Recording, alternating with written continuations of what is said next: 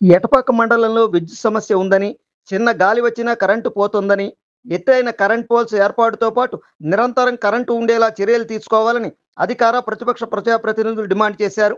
ఈ మేరకు ఎంపీపీ సర్వసభ్య సమావేశంలో సభ్యులు తమ తమ ప్రాంతాల్లో నెలకొన్న విద్యుత్ సమస్యపై సంబంధిత శాఖ అధికారుల దృష్టికి తీసుకువెళ్లారు.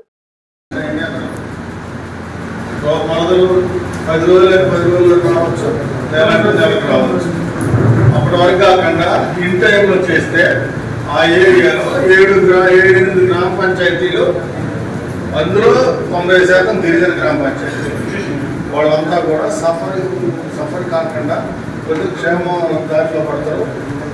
తొందరగా కొద్ది పోలీసే హైట్ లేకపోతే శాంక్షన్ అయినవి 150 పోలీసులు ఇష్టం ఉంది కదా, మిషనే కదా నాకు పోలీసు రావడం కొద్దిగా ఎందుకు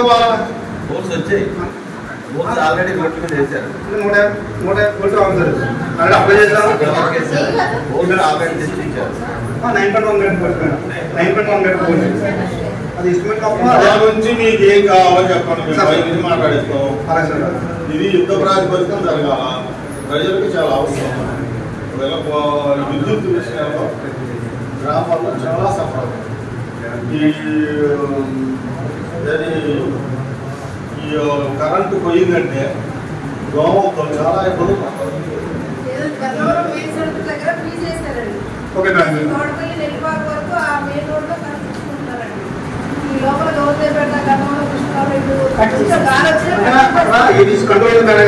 ఓపెన్ చేసి వస్తారు. ఈ లెవెల్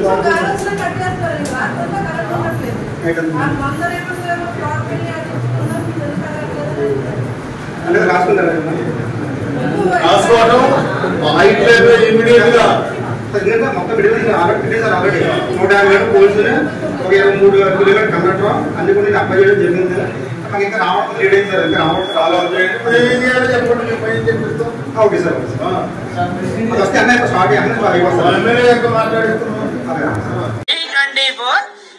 న్యూస్ ఛానల్ అందరూ చూడండి, లైక్ చేయండి, షేర్ చేయండి, సబ్స్క్రైబ్ చేయడం మర్చిపోకండి.